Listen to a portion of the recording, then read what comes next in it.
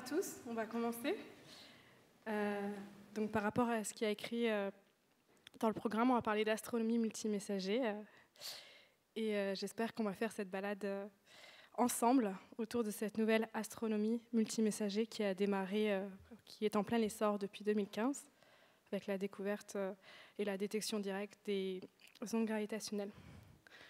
Donc mon nom est Sarah Antier, je suis astronome adjoint à l'Observatoire de la Côte d'Azur et je travaille au sein du laboratoire Artemis, donc, qui est situé à l'Observatoire de la Côte d'Azur.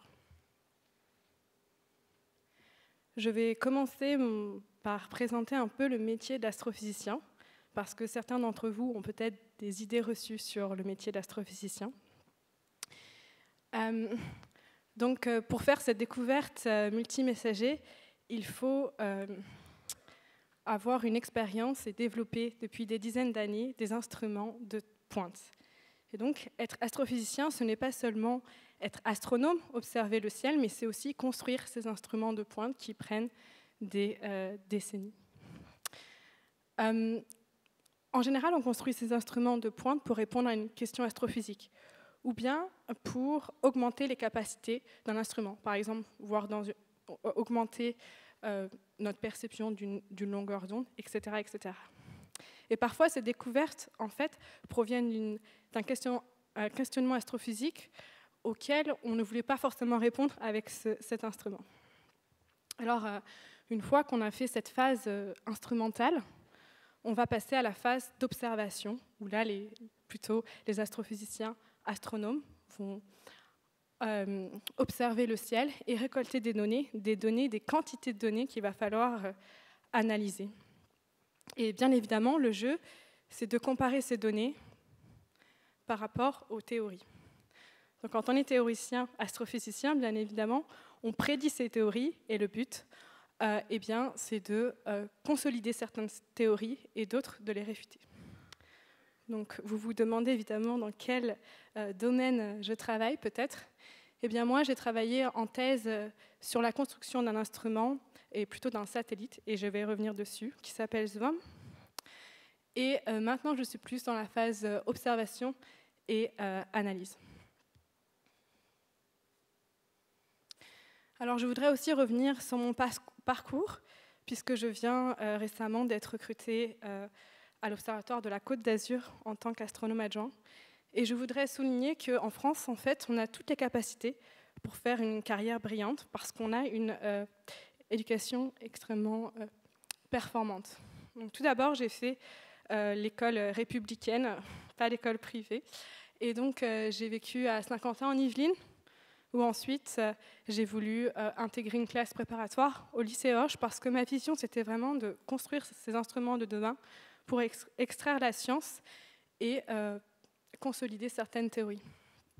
En parallèle, donc ensuite, j'ai intégré l'école Télécom Physique de Strasbourg et en parallèle, j'ai fait un master d'astrophysique pour mieux comprendre en fait l'astrophysique associée à cette ingénierie.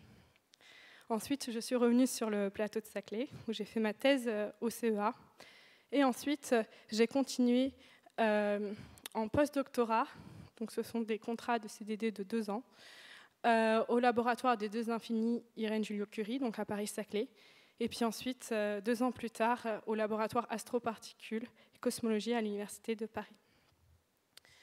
Et donc, très récemment, j'ai été recrutée en tant qu'astronome adjoint. C'est un corps qui comprend environ 300 astronomes et qui est à part entière. Ce n'est pas un corps d'enseignants-chercheurs, c'est une spécificité que l'on a en France, où on doit faire une tâche de service pour la communauté, où on est orienté très astronomie. Donc bien évidemment, le taux de réussite pour avoir un poste, on va dire, de chercheur en France est extrêmement difficile, puisque la pression est très importante. Donc, par exemple, pour ce concours d'astronome adjoint qui est national, cette année, il y avait 135 candidatures de docteurs et que 5 places partout en France. C'est pour ça que, pour ceux d'entre vous qui rêvent de faire de l'astrophysique ou qui ont dans leur famille des gens qui veulent faire de l'astrophysique, j'encourage à commencer cette carrière en thèse. En général, les doctorants font un travail extraordinaire, ils sont très proches des données, ils font vraiment beaucoup de choses très proches des données, alors qu'en fait, quand on est en poste, on doit aussi s'occuper de l'administration de la recherche, parce que comme vous le savez, il y a très peu d'argent pour la science fondamentale, et donc on est amené à faire beaucoup de tâches, notamment trouver des financements à gauche et à droite. Donc voilà, pour vos familles, pour vous-même, faites des études d'astrophysique, faites un doctorat, et vous aurez dans votre vie une petite expérience en astrophysique, et on a besoin de tout le monde. En conclusion de ce parcours, je voudrais souligner qu'il y a environ 10 à 15 postes d'astrophysique en France, tout concours confondus avec le CNRS. Et on va dire en région parisienne, il y a à peu près 150 doctorants par an qui sont diplômés. Donc on voit bien l'écart. Et voilà, donc c'est assez difficile. Pour autant, c'est passionnant et j'espère que je vais vous transmettre ma passion ce soir. Alors, je voudrais faire aussi, avant de commencer sur cet univers violent, un petit aparté sur la place des femmes dans le milieu astrophysique. Malheureusement, on est toujours à peu près 25% de femmes en sciences fondamentales. Voilà juste une représentation d'une conférence qui s'est tenue peu avant la période Covid, où vous voyez bien que le nombre de femmes et le nombre de jeunes femmes n'est pas suffisant, de même que les gens de couleur ou autres, et donc il faudrait essayer toujours d'avoir cette diversité au sein de la recherche française. Quoi qu'il en soit, je voudrais que mon message montre que ce n'est pas parce qu'on fait un doctorat et on a envie, par exemple, de fonder une famille, que ce n'est pas compatible. Pour ma part, j'ai eu un enfant durant mon postdoc et j'ai pu intégrer, en fait, pu devenir fonctionnaire. Donc, il n'y a pas de contrainte forcément de partir à l'étranger, de sacrifier sa vie personnelle pour être astrophysicien. Et donc, j'encourage encore une fois à transmettre ce message à ceux qui se disent « non, ça va être trop dur pour faire ce métier », parce que j'en suis la preuve qu'on peut réussir avec sa motivation et ses convictions. Merci beaucoup. Alors maintenant, on va parler de cet univers violent, et j'aimerais insister sur le côté que la France est vraiment à la première place de cet univers violent, au travers de cette mission spatiale dont je vais parler, et au travers des ondes gravitationnelles. Donc, on va explorer en force cet univers violent pour voir que l'univers n'est pas aussi tranquille qu'on le croit. Et malheureusement, on ne peut plus, on va dire à Paris, observer la beauté de cette voûte céleste avec la pollution lumineuse. Mais j'espère que l'été prochain, quand vous serez en vacances, vous penserez à moi, vous regarderez le ciel et vous vous direz « Ah oui, il n'est pas aussi tranquille que ça ». Alors, je vais essayer d'en faire la démonstration. Donc, pour sonder cet univers violent, on va faire un peu d'histoire. Au début, on observait l'univers qu'à travers la lumière visible, voire même avec nos yeux. Et puis, au début du XXe siècle, on a commencé à observer avec la radio. Et puis ensuite, avec la guerre froide, on a pu envoyer des télescopes dans l'espace et on a pu sonder cet univers violent avec le rayonnement gamma, puisque le rayonnement gamma est arrêté par notre atmosphère. Donc là, il y a déjà une petite révolution. On ne parle plus de l'univers visible, on parle de l'univers multi-longueur d'onde, qui nous donne une autre perception en fait, de notre univers. Et dans cet exposé, on va aller encore plus loin, puisqu'on va parler d'une astronomie multi-messager. Pour certains d'entre vous, vous dites « Ok, Sarah, elle n'arrête pas de parler de l'univers violent, mais qu'est-ce que c'est l'univers violent ?» Eh bien, ce sont des objets et des phénomènes qui vont libérer des énergies colossales. Et pour cela, il faut faire appel à ce qu'on appelle des objets compacts, c'est-à-dire des restes d'étoiles. Donc je pense que la plupart d'entre vous connaissent ce que c'est un trou noir. C'est à la fin de vie d'une étoile massive, plus massive que notre Soleil, elle peut former un trou noir dont la masse sera au-dessus de 3 masses solaires. Notre Soleil ne va pas former un trou noir, il va former une naine blanche. Et on a ce stade intermédiaire qui est une étoile à neutrons, qui est entre une naine blanche et un trou noir. Et c'est sur cet objet qu'on va se focaliser durant ma présentation. Alors pourquoi ? Parce que comme vous le savez, dans le trou noir, la lumière ne peut s'échapper. Donc c'est difficile avec les télescopes d'observer une lumière, n'est-ce pas? Mais pour les étoiles à neutrons, eh bien, on a encore de la matière très très comprimée, très très condensée, mais dont on peut percevoir, en fait, sous forme de phénomènes que je vais expliquer après, la lumière et donc comprendre les étoiles à neutrons à travers de notre astronomie classique. Au passage, cette étoile à neutrons, vous imaginez que sa taille, c'est à peu près le rayon de Manhattan. Donc imaginez vraiment un objet très très très compact. Alors, le truc vraiment plus marrant, c'est de voir l'interaction entre ces différents objets compacts. Là, je parle d'un trou noir, je parle d'une étoile à neutrons, mais imaginez qu'ils collisionnent entre eux. Ça va générer une énergie colossale, donc soit une collision de deux étoiles à neutrons, soit une collision de deux trous noirs, soit une collision d'une étoile à neutrons et d'un trou noir. On a aussi un autre objet qui fait partie de la famille de l'univers violent. Eh bien, c'est l'effondrement de cette étoile massive qui va former un trou noir. Alors vous vous dites, ok, pourquoi parle-t-on de ces deux phénomènes? Eh bien parce que ces deux phénomènes émettent des ondes gravitationnelles que nous pouvons détecter sur Terre. Alors j'en viens aux ondes gravitationnelles. Pour ceux qui étaient là ce matin, j'imagine qu'on vous en a parlé, mais les ondes gravitationnelles, ce n'est pas des photons, c'est autre chose, et ce sont aussi des messagers du cosmos. Elles proviennent de la déformation de l'espace-temps, et elles peuvent être émises lors de ces collisions, par exemple, de trous noirs. Elles se propagent à la même vitesse que la vitesse de la lumière. Et donc, tout l'enjeu de cette astronomie multi-messager, c'est de combiner les différents messagers. Le messager lumineux, attention, il y a plusieurs messagers dans la lumière, puisque j'ai parlé d'une astronomie multilongueur d'onde.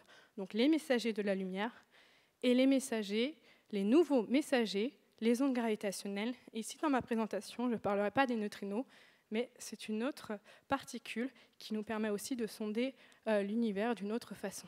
Et on parle de cette astronomie multi-messager. Alors, comment détectons les ondes gravitationnelles? Eh bien, on n'utilise pas de télescope, on va utiliser un instrument très très grand, constitué de deux bras de 3 à 4 km de long, qui est l'interféromètre. Donc rappelez-vous dans vos cours de physique, peut-être de prépa, où vous avez étudié l'interféromètre de Michelson. Eh bien, c'est exactement pareil, sauf beaucoup, beaucoup plus grand. Nous en avons un à Pise, je dis nous, parce que c'est un interféromètre qui donc, est développé conjointement par la France et par l'Italie. Et deux autres interféromètres sont situés aux États-Unis. Donc l'idée, c'est qu'on a un laser qui va aller dans un bras, revenir aller dans l'autre bras et arriver sur le plan de détection. Et au passage de cette onde gravitationnelle, eh bien, l'un des bras va augmenter, puisque l'onde gravitationnelle va déformer l'espace-temps, tandis que l'autre va se rétracter. Et cette différence de chemin optique va permettre de comprendre qu'il y a eu un phénomène d'onde gravitationnelle. Alors, si les pas ou mes pas à côté de l'interféromètre produisent cette différence de chemin optique, est-ce que c'est vrai? La réponse est oui. Alors, qu'est-ce que c'est l'astuce? C'est d'observer exactement la même que cette différence est d'origine astrophysique. Le truc le plus admirable, c'est qu'aussi cette différence et cette amplitude et la phase mesurée sur cette différence, en fait, sont compatibles avec la relativité générale. Alors pour établir cet instrument, rappelez-vous au début de ma présentation, eh bien, ça a commencé dans les années 70. Il a fallu convaincre pour obtenir des financements et commencer la faisabilité de ces interféromètres. Et pour ce qui est de l'Europe, les études ont commencé dans les années 90 pour avoir la première détection en 2015. Donc vous voyez, c'est très très long, et c'est aussi la beauté de la science de travailler pour la prochaine génération de chercheurs et se passer le témoin, comme en astrophysique, pour faire des découvertes inimaginables. Alors c'est là que le 14 septembre 2015, la collaboration LIGO-Virgo, dont je fais partie, a détecté pour la première fois un signal d'ondes gravitationnelles provenant de la collision de 2 trous noirs. Et cela a été récompensé par le prix Nobel 2017 au travers de 3 chercheurs. Alors ce réseau d'interféromètres s'agrandit. J'ai cité donc Virgo, qui est notre interféromètre européen, les 2 aux États-Unis, LIGO, et puis Kagra au Japon récemment perfectionne son instrument pour détecter des ondes gravitationnelles. Et un projet est aussi en cours en Inde également. Alors maintenant, on va se positionner 2 ans plus tard, le 17 août 2017. Imaginez que, on va dire, toute l'Europe est en vacances, tout du moins la France, et on détecte dans nos interféromètres, dans nos détecteurs, un signal très particulier à 14h41 heure de Nice, ou heure de Paris, comme vous voulez. Des ondes gravitationnelles donc, sont détectées par plusieurs interféromètres de la collaboration LIGO-Virgo. De façon fortuite, de façon indépendante, un satellite de la NASA, du nom de Fermi, détecte une bouffée de photons gamma 2 secondes plus tard et envoie son message. Est-ce que ces 2 événements sont corrélés? Bien, la réponse est oui, et c'est le premier événement multimessager avec les ondes gravitationnelles qui est détecté.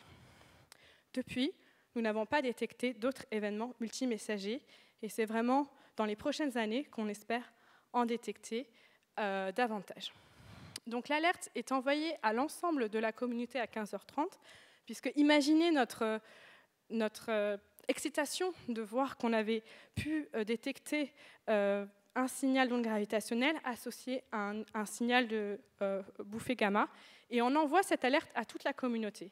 Alors pourquoi? Parce que la lumière émise de ces collisions d'objets compacts est éphémère et il faut aller très vite pour en capter la lumière.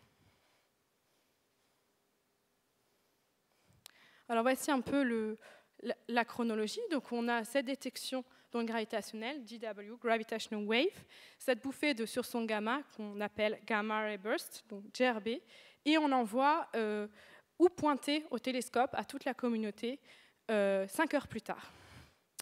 Et 11 heures plus tard est détectée la contrepartie visible, donc optique cette fois-ci, de cet événement.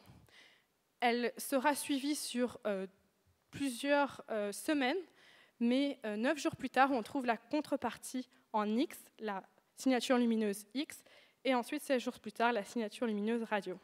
Donc, on a réussi à faire de cette découverte une découverte multi-longueur d'onde et multimessager. Et donc, cela a mobilisé pas moins de 70 télescopes dans le monde, en fait, la plupart des télescopes aussi dans l'espace, avec Hubble, pour juste pointer sur cette galaxie-là, qui paraissait anodine, mais pourtant qui a permis de récolter de nombreuses informations. Alors maintenant, je pense, j'espère, éveiller votre curiosité sur qu'est-ce qui se passe, d'où viennent ces différents messagers, qu'est-ce qu'ils nous apportent, est-ce qu'on peut comprendre ce qui s'est passé. Donc, on était face à une collision d'objets compacts, mais une collision, une coalescence de 2 étoiles à neutrons. En fait, on a 2 objets, 2 étoiles à neutrons, qui gravitent l'une autour de l'autre et qui vont se rapprocher. Très proches de leur point d'impact, de collision, elles vont émettre des ondes gravitationnelles avec une intensité que l'on va pouvoir détecter au sol avec les interféromètres.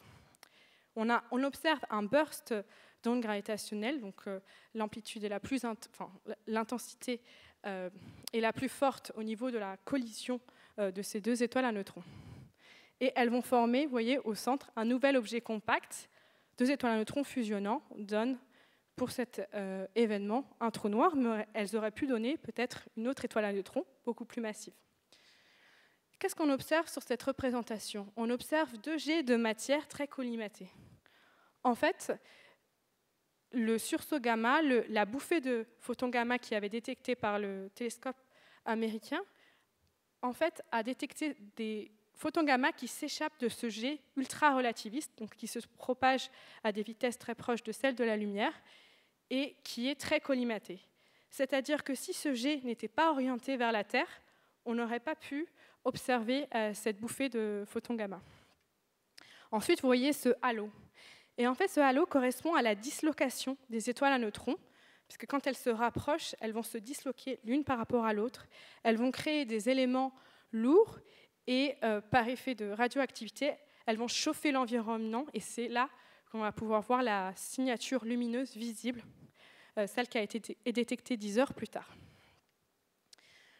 Tout cet éjectat de matière, donc cet éjectat collimaté et cet éjectat isotrope, va être freiné par le milieu environnant froid, et c'est là qu'on va pouvoir observer, et c'est là que le témoin en X et en radio en fait montre ce freinage, cette signature aussi bien du jet que de l'éjectat isotrope. Alors voici un petit schéma encore un peu plus complexe, mais j'essaie de reprendre à chaque fois le scénario pour que vous vous dites ce soir « Ah ouais, j'ai compris ». Donc on a deux collisions d'étoiles à neutrons. On a JRB Central Engine, ça veut dire le nouvel objet compact.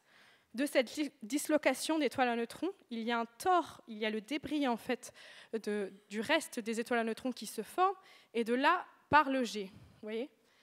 De ce jet, en fait, au début, il est opaque à son rayonnement et on ne peut rien observer, mais plus tard, quand il est très loin du même objet compact formé, eh bien, c'est là qu'on va avoir cette bouffée de rayonnement gamma. Et c'est ça que le télescope spatial Fermi a détecté. Vous voyez, c'est vraiment, vous avez le temps en fonction du nombre de photons détectés par le satellite Fermi, c'est comme un espèce de compteur Geiger, si vous voulez, et hop, on a une bouffée de photons gamma. Donc ça, c'est vraiment les données. De l'autre, on a ce freinage de ce jet dans cet environnement qui va produire l'émission en X et l'émission en radio. Et ça, c'est un exemple des données que l'on a. Donc des X, évidemment, on passe par le visible et puis ensuite la radio. Et puis ensuite, cet fameux témoin de cet éjectat isotrope qui est dû à la dislocation des étoiles à neutrons peu avant la collision, mais aussi dû à la poussée du vent sur le tore, vous voyez, qui va aussi éjecter de la matière en continu et qui va produire cette nucléosynthèse où on va avoir un chauffage du milieu environnant qu'on appelle la kilonova. Et peut-être que vous n'êtes pas familier avec ce phénomène de kilonova puisque c'est la première fois qu'on l'a détecté voilà, dans l'histoire de l'humanité, très clairement. Donc ce n'est pas des supernovas, c'est des kilonovas. Donc pourquoi tout ça ? Pourquoi j'adore la kilonova ? Pourquoi j'ai insisté sur ça ? Parce que la kilonova nous renseigne sur quels sont, en étudiant le spectre, la photométrie, quels sont les éléments lourds qui ont été synthétisés. Et on voit bien que cette kilonova est le témoin que des éléments lourds qui ne pouvaient pas être, par exemple, produits au cœur de notre Soleil ont été synthétisés comme l'or. Donc, cette découverte multimessager a permis, de façon indirecte, de démontrer d'où l'or pouvait provenir. Et d'ailleurs, durant cet événement, il y a eu l'équivalent de 10 fois la masse de la Terre en or et en platinium qui a été produit. Donc, c'est plutôt beaucoup. Donc maintenant que j'ai essayé de vous convaincre sur la richesse de cette astronomie multimessager, il faut passer de un événement à plusieurs. Est-ce qu'il y a un challenge? Est-ce qu'il y a un défi observationnel? La réponse est oui. Qu'est-ce qu'on a fait depuis 2017? Pourquoi on n'a pas détecté d'événements supplémentaires? Eh bien, c'est que l'observation avec les interféromètres d'ondes gravitationnelles ne permet pas de localiser très précisément la source, puisqu'en fait, on localise la source par rapport au temps d'arrivée de l'onde entre les différents interféromètres. Et donc, par triangulation, comme vous le voyez sur les trois interféromètres, Virgo, Hanford et Livingston, on a une zone approximative qui peut être de l'ordre de quelques dizaines de degrés à quelques centaines de degrés carrés. Donc, évidemment, si vous avez un télescope avec un champ de vue de quelques arcs-minutes, il est très difficile d'arriver tout de suite sur l'événement et sur la signature lumineuse. C'est donc une nouvelle façon d'observer le ciel, ces ondes gravitationnelles, et c'est tout un nouveau pan en fait, de l'astronomie qu'il faut repenser. Alors, vous rappelez-vous de juste, je vais repasser, la zone de recherche, là, en vert, on a une alerte d'onde gravitationnelle. Évidemment, les événements arrivent n'importe quand. Et donc, on n'est pas prévenu, quoi. Il n'y a pas le ciel qui nous dit « Attention, il va y avoir une alerte d'onde gravitationnelle ». Donc, il faut pointer très rapidement. C'est une course contre la montre, puisque le signal lumineux diminue très rapidement. Et donc, imaginons que j'ai accès à mon super télescope d'1 mètre. Je me dis « Ah, je vais être intelligent, je vais pointer dans la zone verte, là où c'est la plus probable d'avoir la source. » Parce qu'évidemment, cette zone de localisation, il y a des régions plus probables que d'autres d'avoir la source. Et donc, cela va créer un carrefour, enfin, un trafic important où, en fait, si on ne coordonne pas, tous les astronomes professionnels vont pointer sur la meilleure région du ciel parce que les ressources d'observation sont limitées.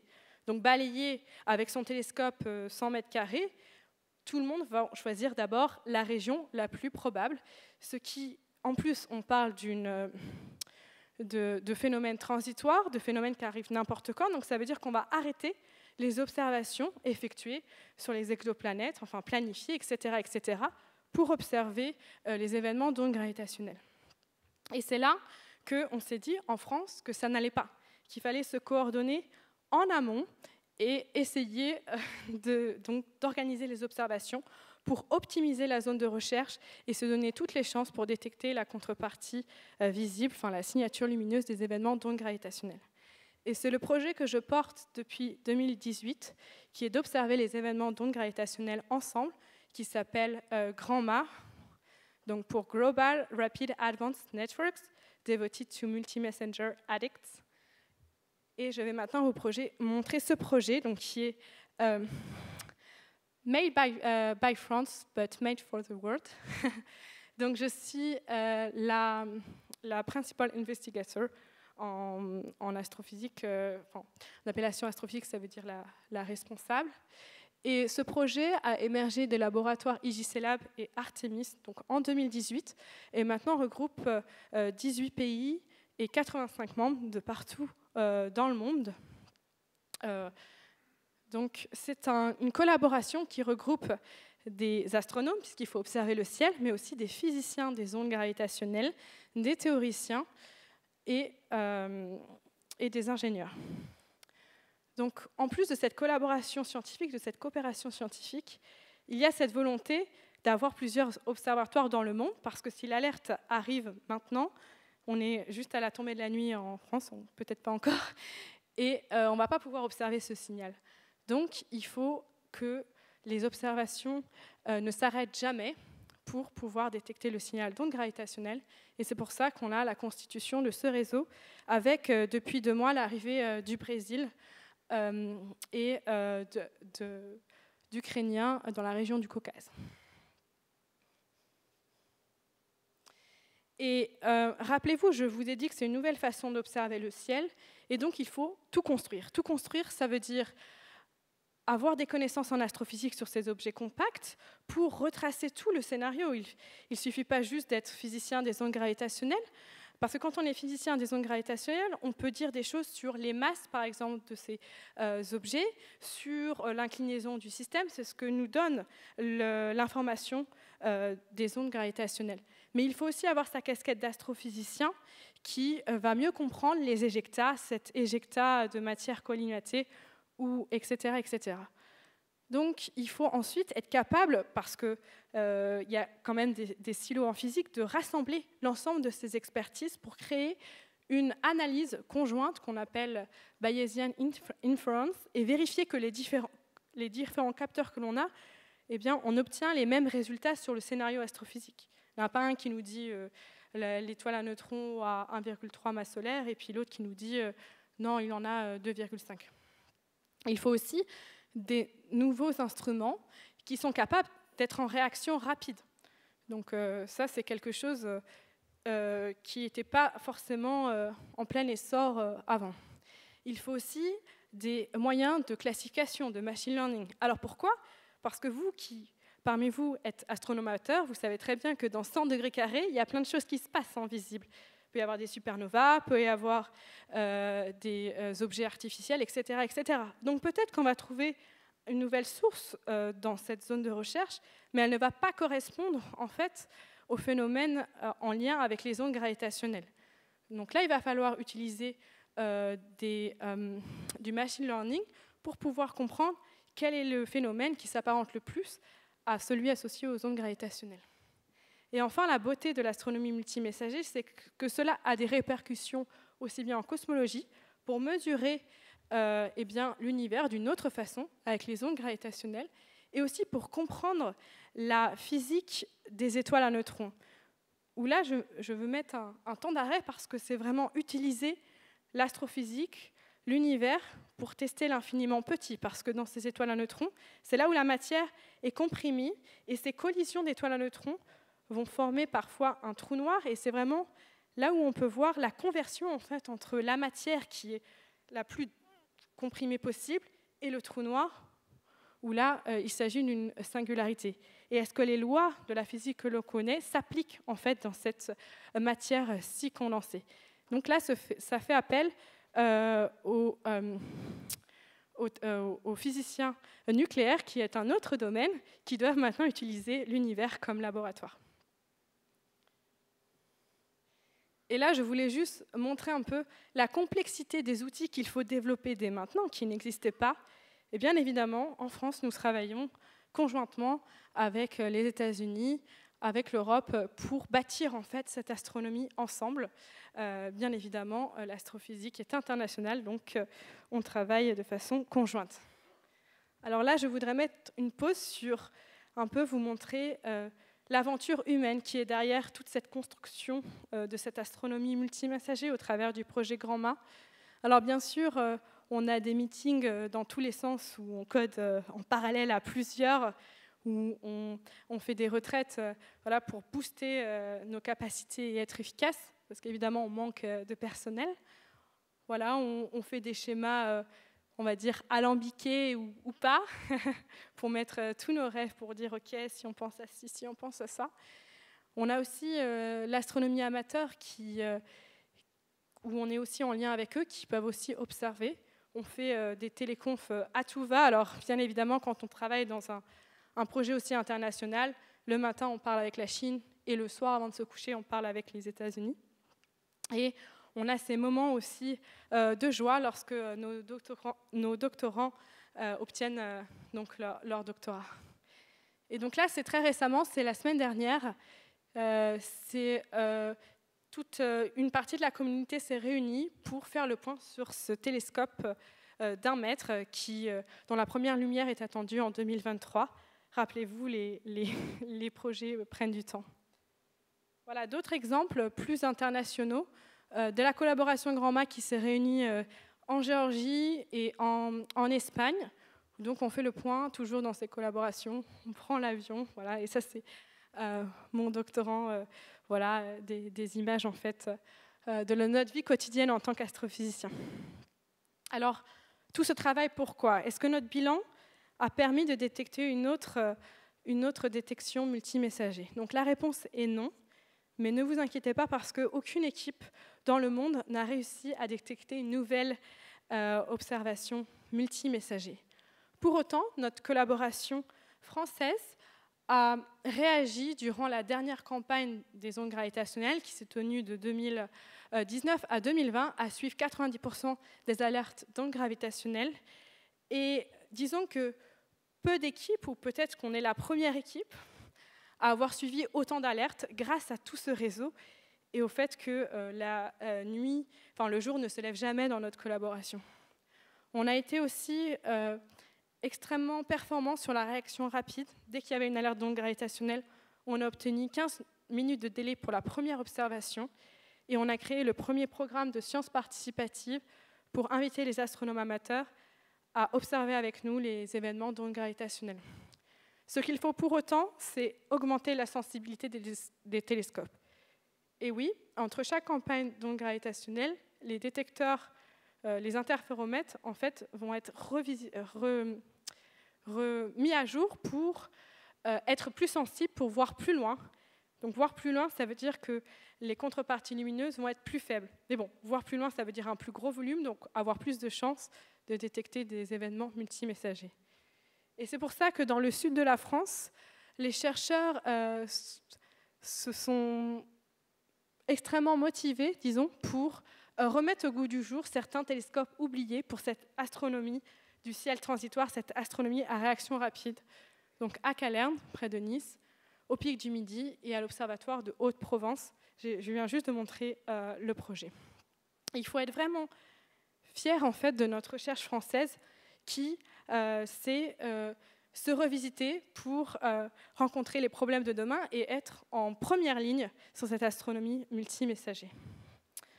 Donc au final, notre collaboration souhaiterait devenir un pôle multimessager en France, enfin, c'est le pôle multimessager en France, où il y a cette imbrication, comme je l'ai expliqué, des observations, de l'analyse et de la modélisation au travers de la théorie, pour être prêt lors de la prochaine campagne des ondes gravitationnelles, prévue pour décembre 2022.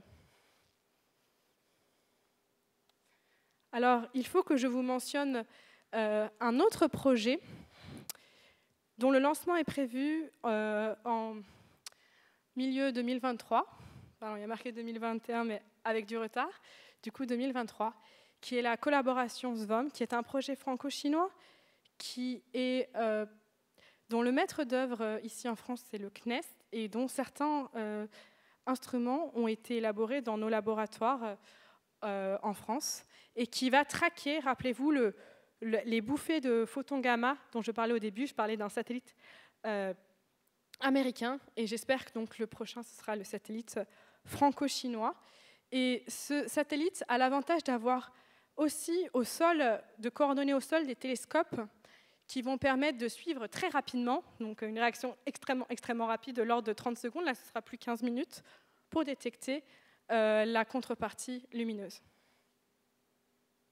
Voilà, donc au final, quelques résultats que nous avons ici en France, au travers de la collaboration LIGO-Virgo. Donc on a détecté pour la première fois une collision d'étoiles à neutrons, mais aussi très récemment une collision d'étoiles à neutrons avec un trou noir.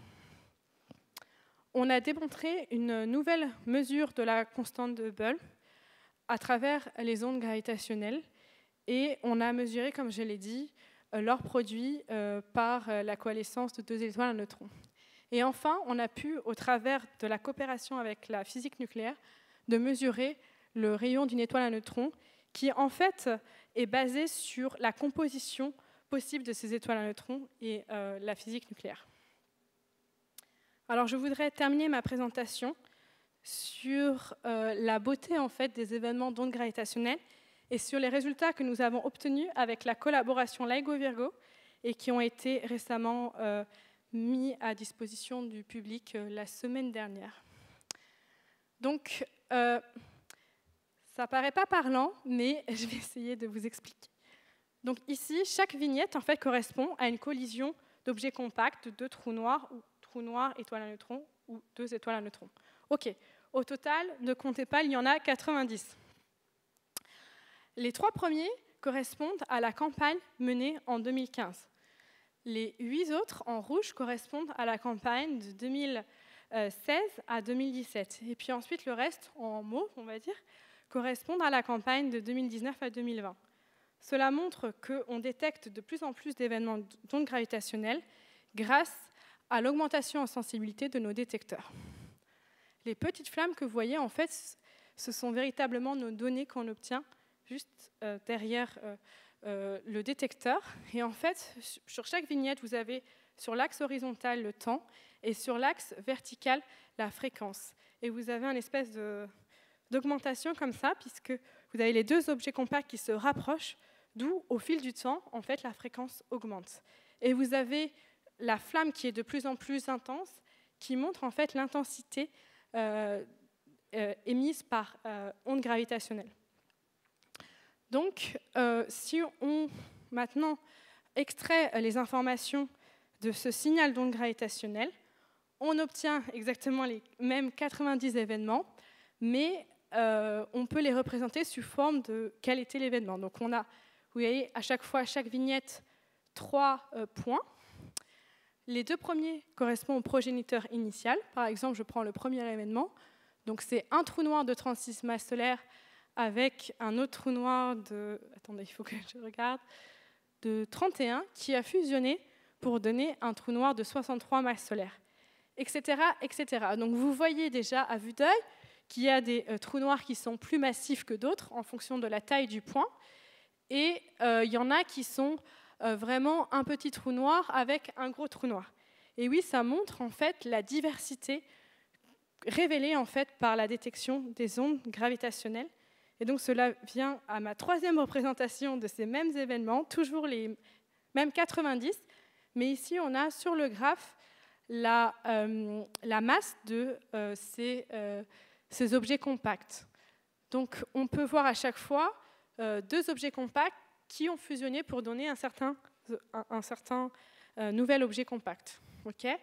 Donc, si on prenait que la lumière visible, ce qu'on connaissait avant cette carte, eh bien, les événements s'étalaient plutôt dans la zone basse, en dessous de 10 masses solaires. Le 10, c'est 10 masses solaires. Et là, on voit en fait qu'avec les ondes gravitationnelles, on a détecté une nouvelle population d'objets compacts. La question astrophysique, c'est comment ces objets ont-ils été formés? Est-ce qu'ils proviennent d'une réaction précédente de fusion de 2 trous noirs ou est-ce qu'ils proviennent de l'implosion d'une étoile très massive? Et c'est tout là la question.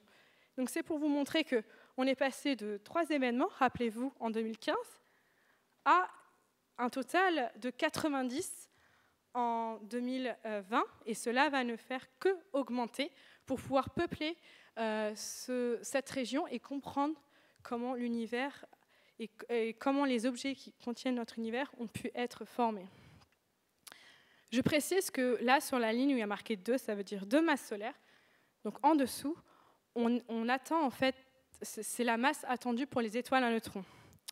Donc j'ai parlé, vous rappelez-vous, de l'événement du 17 août 2017, qui était une fusion de 2 étoiles à neutrons. Et vous voyez en suivant la ligne en dessous du 2 qu'il y a eu d'autres événements, 2, 3, où il y avait une étoile à neutrons, donc peut-être une contrepartie lumineuse. Mais en fait, par exemple, celui qui est là, l'asymétrie entre l'étoile à neutrons, celle du bas, en dessous de 2 masses solaires, et son compagnon, qui est un trou noir situé à 33 masses solaires, est tellement asymétrique qu'en fait, l'étoile à neutrons n'a pas le temps de se disloquer pour faire la nucléosynthèse. Elle tombe directement dans le trou noir et on ne peut pas voir la lumière. Donc tout ceci reste à étudier avec l'arrivée de nouvelles détections l'année prochaine. Et bien évidemment, cette répartition en masse n'est pas compatible avec ce qu'on avait prédit uniquement à partir du signal lumineux, et c'est vraiment une révolution en astrophysique. Voilà, donc je vous remercie de m'avoir écouté, et voilà, à bientôt.